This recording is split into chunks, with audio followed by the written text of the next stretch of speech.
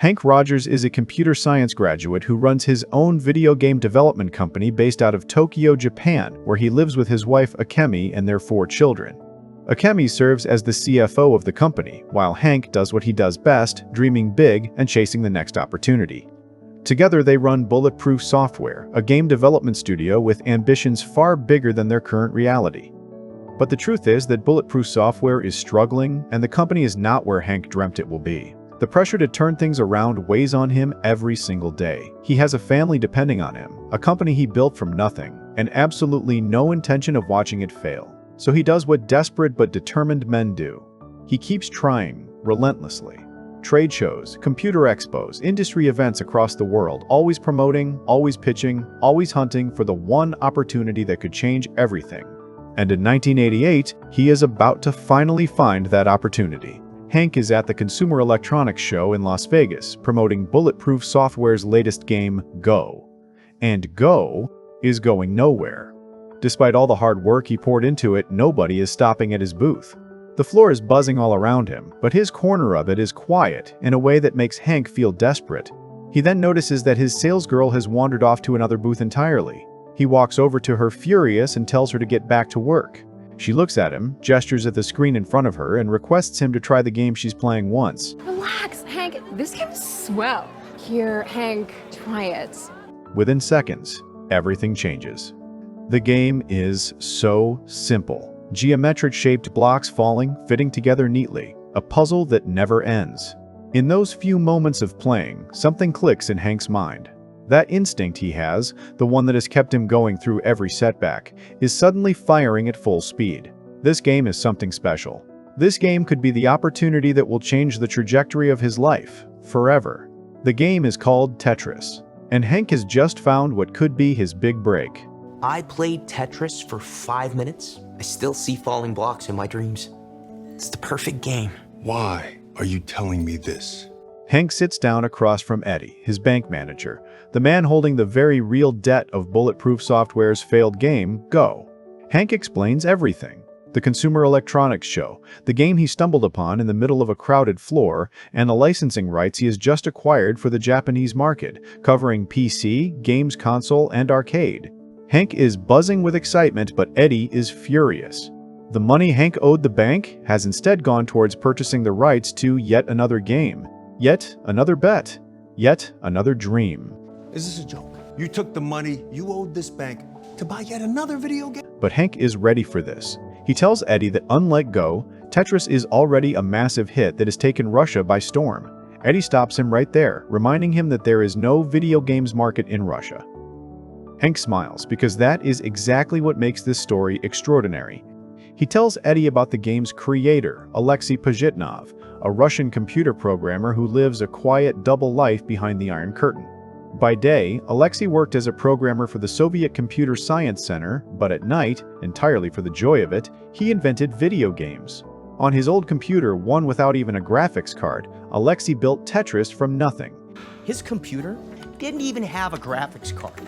His falling blocks were parentheses pushed together. Alexey and a small group of friends then made the game IBM compatible, with colorful graphics, and shared it via floppy disks until it spread across the entire nation. Not through marketing or retail, but through pure old-world word-of-mouth, the 80s way of virality. Eddie asks Henk if he wants to go to Russia to acquire the full rights to this game. Henk makes it clear that he is not crazy enough to go deep into communist Russia. But someone else was, and that someone was a man named Robert Stein.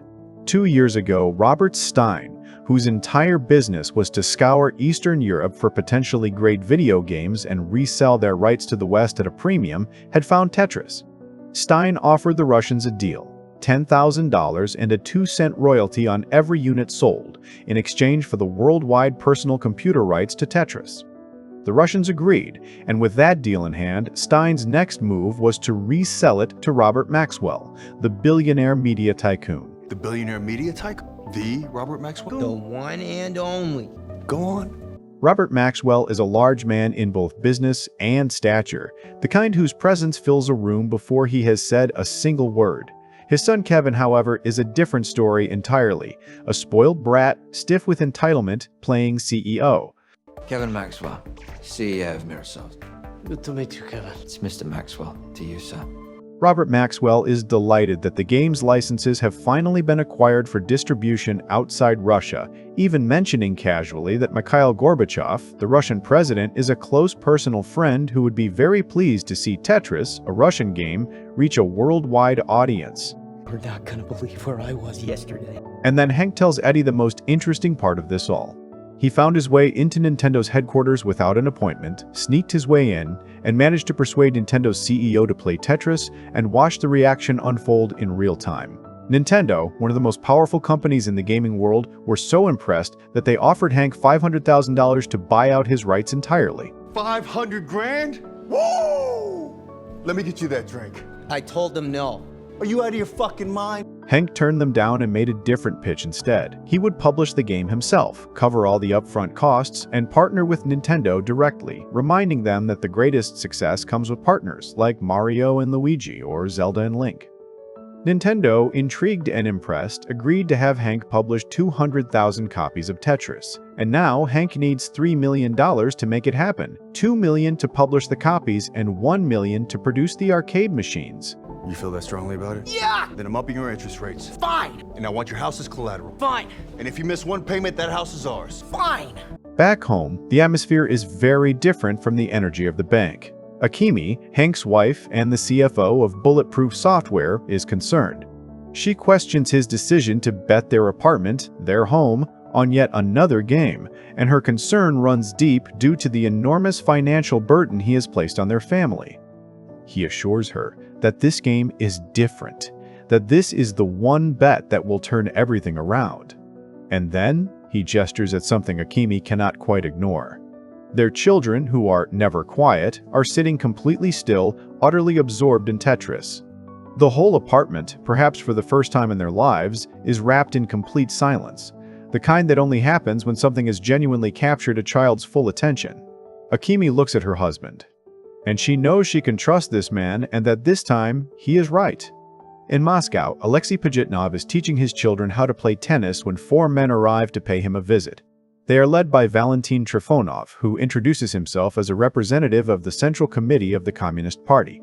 Valentin tells Alexey that he wanted to personally meet the man responsible for almost destroying the Soviet Union.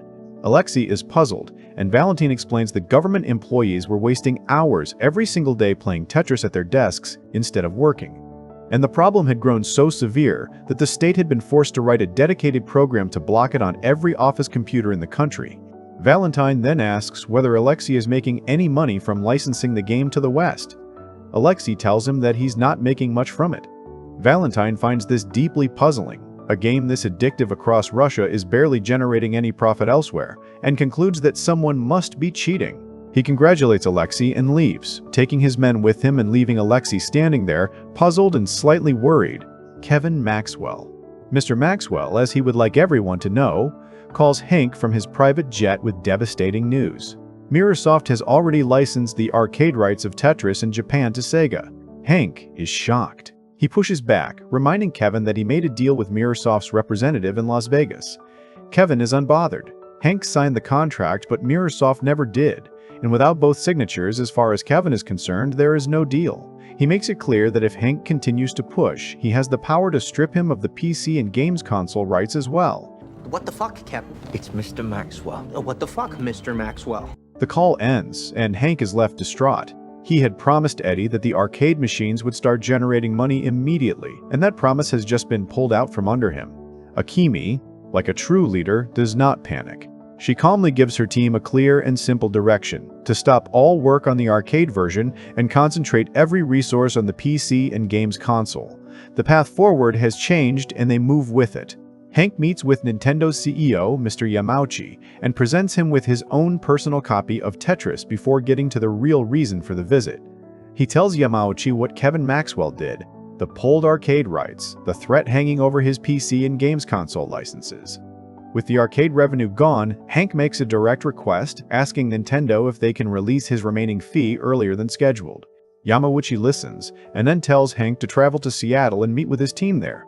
They might, he says, have something that could help. Hank travels to Nintendo's offices in Seattle, where he is met by their president Minoru Arakawa and senior vice president Howard Lincoln, who lead him into a top-secret room they call the Inner Sanctum. Before anything is revealed, Hank is asked to sign an NDA, and then the Nintendo team unveil the first prototype of their new handheld device. Hank is mesmerized. They walk him through its features. 8-bit graphics, a 4 MHz processor, 8 KB of internal RAM, 30 hours of gameplay on just 4 batteries, and a retail price of only $89. Impressive. What's it called? It's called the Game Boy. Hank picks it up and plays Mario on it, and he is completely lost for words. For someone who has spent his entire career chasing the next great thing in gaming, holding a truly revolutionary piece of technology for the first time is an unparalleled feeling. The Nintendo team explained that they are looking for game publishers to port their titles to the Game Boy to help attract customers. Hank's mind is already moving. He quickly hacks together a version of Tetris to run on the device and invites the Nintendo team to try it. Within seconds, Minoru Arakawa is completely hooked. Hank makes his case. Nintendo can sell a few thousand Game Boys by packaging it with Mario, or they can sell millions to everyone, young and old, all over the world by packaging it with Tetris. Can you get us the rights? Hank immediately flies to London and makes his way to Mirrorsoft's offices. In Robert Maxwell's office, the father and son are in the middle of a heated argument with Robert Stein. They are furious with Robert Stein for having failed to procure the arcade rights for Tetris. The irony is not lost. Kevin had told Hank that Mirrorsoft sold the Japanese arcade rights to Sega, but it now emerges that Mirrorsoft never actually had the arcade rights to sell in the first place. Robert, however, has his own problems. The Russians will only release the arcade rights to him only if he first clears the royalty payments he owes them for the PC games. And he can do that only if the Maxwells pay him for those rights first. Everyone in the room owes someone something, and nobody wants to go first. This is Robert Stein of Andromeda Software. Kevin Maxwell, CEO of Mirrorsoft. In the middle of all this, Hank walks in and asks a direct question as to who controls the rights to Tetris for handheld devices. Robert Maxwell, without a moment's hesitation, states confidently that they control the handheld rights as well. Kevin clarifies that Robert Stein holds the rights across all devices and that Mirrorsoft licenses through him. That is all Hank needs to hear. He tells Robert Stein, then and there, that he would like to purchase the complete worldwide rights for handheld devices on behalf of Nintendo. The idea of handheld devices is an entirely new development that nobody in that office had even thought about, and Kevin, alert to the opportunity, escorts Hank out and turns back to Robert Stein with a very clear demand to procure the rights for all devices from the Russians, immediately. We should give the Soviets some money. Once Robert leaves the room, Kevin raises something else entirely. There are accounting irregularities, with a few millions missing from the organization's retirement fund. Robert Maxwell waves it away, assuring his son that it is nothing more than routine end-of-year accounting adjustments. As Robert Stein walks out of Mirrorsoft's headquarters, Hank is waiting for him. He asks Stein as to what exactly happened inside. Stein doesn't give him a straight answer, offering only that it's complicated. Hank, without hesitation, makes Stein an offer on the spot of $25,000 for the complete worldwide rights to Tetris for handheld devices. Later, back home in Tokyo, Hank is woken in the middle of the night by a call from Nintendo's Howard Lincoln and Minoru Arakawa. The news is not good. Robert Stein has supposedly sold the handheld rights to Tetris to Atari, Nintendo's rival in the space. Hank is shocked as he had already made a deal with Stein himself. I paid Stein to get me handheld rights. Meanwhile, Kevin Maxwell storms into Robert Stein's office, having heard about the Atari deal. He is furious, making it clear that every Tetris deal must go through Mirrorsoft as per their existing contract. Stein, cornered and visibly rattled, admits that he does not actually have the handheld rights yet. He has been selling rights he does not own, conning Atari just as he conned the Maxwells. Kevin, having heard enough, tells Stein that he will deal with the Russians himself and storms out. Hank, arriving at exactly the same conclusion, tells Howard and Minoru that he too will travel to Russia and secure the deal himself, no matter how dangerous it might be inside communist Russia. Hank flies to Moscow, risking everything. At immigration, the officer looks over his passport and is surprised that a man with a Dutch passport sounds distinctly American. The passport is scanned, and a copy is quietly sent to the KGB. Henk checks into his hotel and approaches the front desk with a request for the address of E-Lorg, a government agency dealing with computer hardware and software in Russia. The receptionist looks at him blankly and declines any knowledge of such a place. The moment Henk walks away, she picks up the phone and makes a call. Henk finds a translator, Sasha, at the hotel and hires her on the spot. She is eager to show him the sights of Moscow, but Henk has no interest in touring the city. He asks her to take him to E-Lorg, and she warns him clearly that in Russia, visiting a government office without prior permission is a crime. But Henk insists, and she leads him there reluctantly.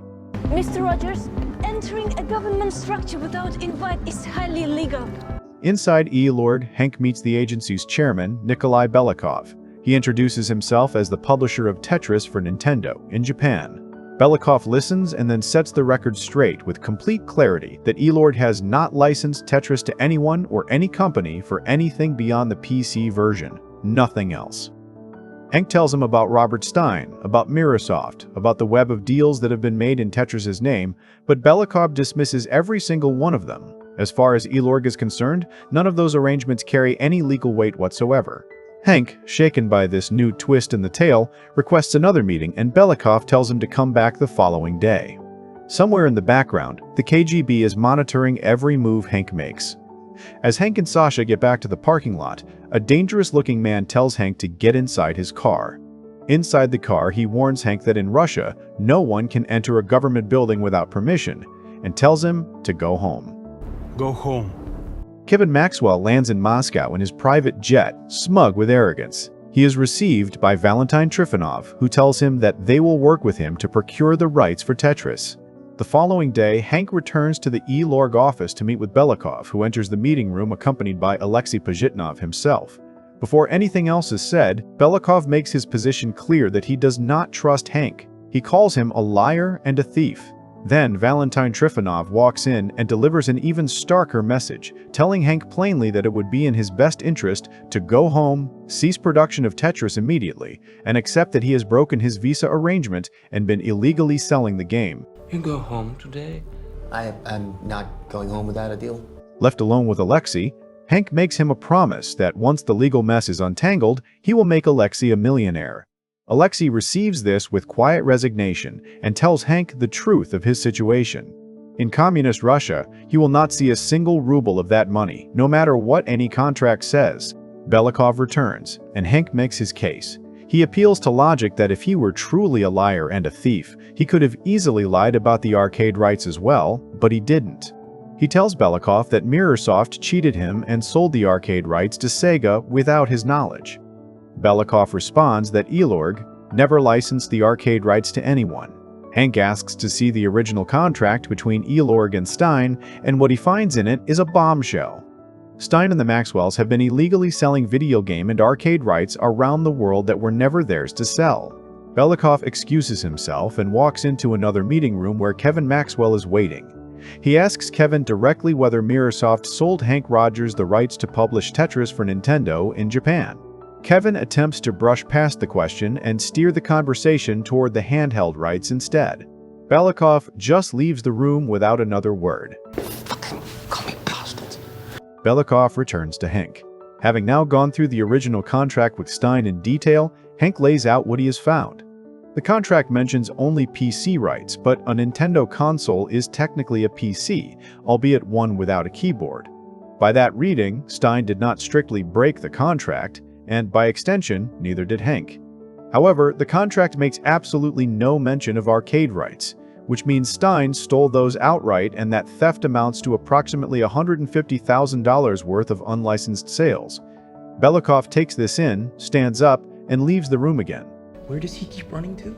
Belikov walks into yet another meeting room where Robert Stein is waiting. He places a new contract in front of him, this one for the arcade rights, valued at $150,000. Stein asks for time to go through it carefully, and then asks whether they might also discuss the handheld rights for Tetris while they are at it.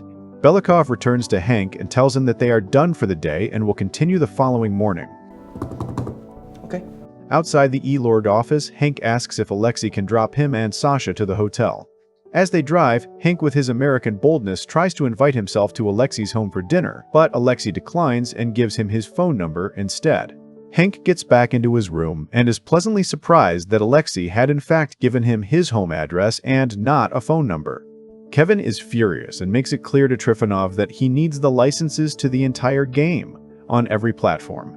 Trifonov makes his position equally clear that he wants a cut of the deal to make it happen. He has led a very hard life and has no intention of ending up poor and powerless like his parents due to communist policies.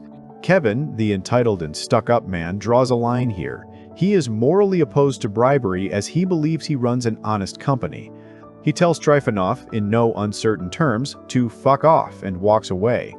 Who saw that coming? You want me to bribe you? I run an honest company. Do suggest you fuck off.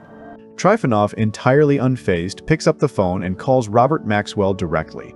After some back and forth, they reach an agreement for $400,000 in exchange for Microsoft owning the complete worldwide rights to Tetris, handheld included.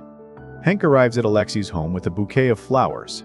After some small talk and a bit of explaining to Alexey's wife about all the confusion surrounding a licensing situation, the two men find their footing with each other quickly and naturally. What starts as a polite visit becomes something else when the conversation turns to programming. The two nerds geek out and sit down at Alexey's computer and start making modifications to the original Tetris, introducing the ability to clear 4 lines at once instead of just 1, and adding a system where the points multiply as the game progresses. Forgot how much fun this is.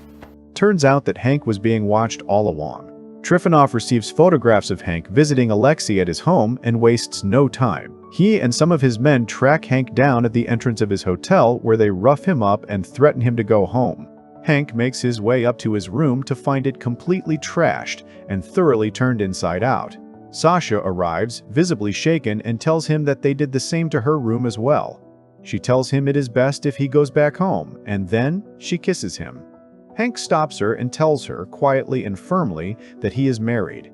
At Elorg's offices, Belikov presents Stein with a revised contract covering the PC and arcade rights, but notably leaves out handheld and tells Stein that he will discuss it later. Belikov then meets with Henk in another room to discuss his offer. A staff member hands him a folder containing Henk's new proposed contract, which his lawyer had faxed to Elorg's offices. Henk offers $25,000 up front for the worldwide handheld rights and 25 cents in royalty on every unit sold. He acknowledges that the upfront figure sounds modest, but makes the long-term case clearly that the royalties alone have the potential to bring Elorg up to $5 million. Oh, come on. You guys are the kings of cliffhangers! In the hallway, Trifonov intercepts Belikov and makes himself clear that the rights to the game are to go to Microsoft, no exceptions. Belikov then meets with Kevin Maxwell, who lays out Microsoft's offer. In exchange for the worldwide handheld rights to Tetris, Microsoft will grant Elorg the Russian publishing rights to Collier's encyclopedia, valued at $2 million. Belikov tells Kevin that he requires $1 million deposited within a week, and hands him a letter of intent which Kevin signs happily. Let me walk you out. But we're not finished. Now. Belikov then does something unexpected. He takes Henk outside to a back alley, away from listening ears, and tells him that he has 1 week to make a formal offer for the worldwide handheld rights. He hands Henk a letter of intent to sign. He also informs him that the video game console rights are also available, as he has quietly revised the terms of his contract with Stein. Belikov tells Henk that he is simply doing what is best for his country. Neither of them notices that someone nearby is taking photographs. Robert Maxwell visits Nintendo, and with Kevin on the call, they confirm that they have the worldwide handheld rights to Tetris. Meanwhile, Henk finds out that Sasha is a KGB agent. Trifonov's men find Belikov and beat him for attempting to help Henk secure the contract. Back home in Tokyo, Henk receives a fax from Elorg. His letter of intent has been terminated. Attached to it is a warning to stay away, and a photograph of him and Sasha kissing. Before he can process any of it, he gets a call from Howard from Nintendo, calling to inform him that they are signing an agreement with Microsoft for the handheld rights to Tetris. Henk completely loses it. In a fit of rage, he picks up the phone and smashes it to pieces. Belikov visits Alexey at his home and hands him a letter with a request to get it to Henk. He no longer trusts the authorities to do the right thing for the country. The following day, Alexey sets a fire in the office trash can. As the staff scramble to put out the flames, Alexey steps to the fax machine and sends the documents to Henk and walks away. Kevin walks into his father's office to find Robert Maxwell and some colleagues hurriedly shredding documents. Kevin tells his father that the finance department has revealed that there is not even $1 million left in the accounts, without which they cannot fulfill their letter of intent to E. Lorg. Robert assures Kevin that he will take care of it. Henk walks into Nintendo's offices to find Howard and Minoru deeply worried.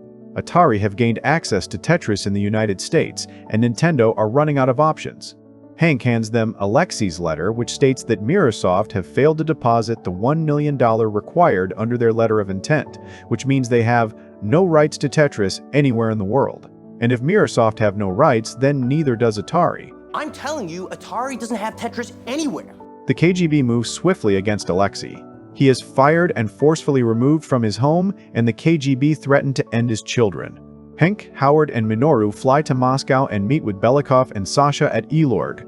Belikov states that the Tetris contract is with Microsoft, but Henk pushes back, stating it was only a letter of intent and that Microsoft failed to fulfill it. He places their own offer on the table: money up front and a $1 royalty on every unit sold across video games and handheld. Sasha interrupts and informs them that as per protocol, E. Lorg will need time to review the offer properly. She is correct.